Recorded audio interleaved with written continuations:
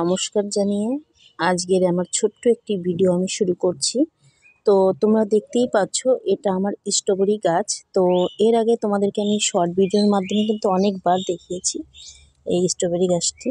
তো এই স্ট্রবেরি গাছে কিন্তু প্রচুর পরিমাণে স্ট্রবেরি আর কি ধরেছিল সিজনে। তোমরা অনেকেই দেখেছো যারা আর কি প্রতিনিয়ত আমার ভিডিও দেখো। তো দেখো এখন কিন্তু সিজন শেষ, তো তবুও কিন্তু দেখো স্ট্রবেরি কিন্তু ধরেই যাচ্ছে।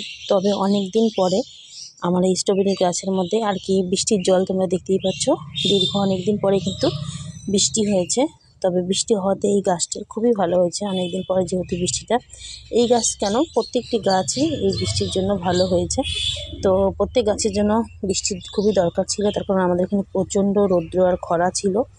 তো রৌদ্রতে গাছের অবস্থা খুবই খারাপ হয়ে গেছিলো। তোমরা দেখতেই পাচ্ছ যে স্ট্রবেরি গাছগুলো কিন্তু খুবই খারাপ হয়ে গেছিলো। তো বৃষ্টি হওয়ার ফলে খুবই সুন্দর হয়েছে। দেখো পাতার মধ্যে জল জমে জমে আছে কিন্তু তোমরা দেখতে পাচ্ছ। তবে সিজন কিন্তু শেষ প্রায়, তবুও দেখো গাছের মধ্যে ফুল কিন্তু খুবই ফুটে আছে। দেখো প্রচুর পরিমাণে ফুল ফুটেছে, তোমরা দেখতে পাচ্ছ।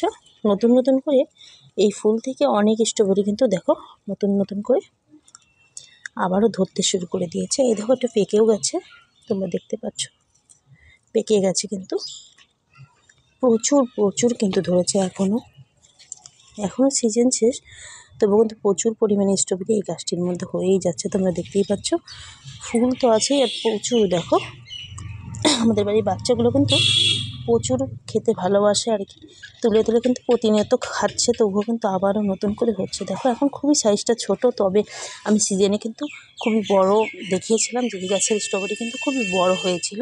তবে দেখো ছোট্ট একটু মাছের কার্টুনের মধ্যে কিন্তু এই গাছগুলো বসানো।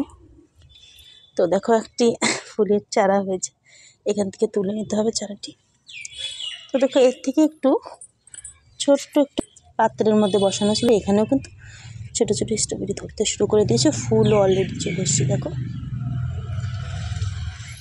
আর স্ট্রবেরির জন্য কিন্তু সেরকম কোনো পরিচর্যাও লাগে না, আবারও সেরকম কোনো ভারী সারেরও দরকার হয় না।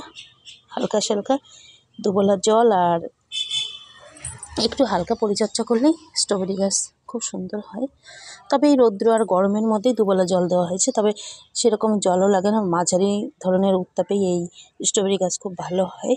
তবে এই জায়গাটি খুবই রৌদ্র, প্রচণ্ড রৌদ্র পায় এই জায়গাটিতে, তার জন্য হয়তো ফলনটা খুবই ভালো হয় স্ট্রবেরি গাছে। দেখো মাঝারি ধরনের উত্তাপ লাগে স্ট্রবেরি গাছের জন্য। খুব সুন্দর হয়েছে, তোমরা দেখতেই পাচ্ছ। এখনও কিন্তু এতটা মানে কি বলবো, বিনা পরিচর্যায় কিন্তু এত সুন্দর গাছে সেরকম কিন্তু যত্নও করি না এই গাছটির মধ্যে, কিন্তু প্রচুর ফুল হয়। এবার ফুল থেকে ফলও হয়ে যাচ্ছে প্রতিনিয়ত। দেখো সেরকম সারও ব্যবহার করি না, শুধু গাছটি এরকম বসানো হয়েছে তাই তার থেকে এত সুন্দর ফলন। বিনা সারে বিনা পরিচর্যায় শুধুমাত্র একটু জল দেওয়া হয়, এটাই। তো আমার এই ভিডিওটা এখানেই শেষ করছি।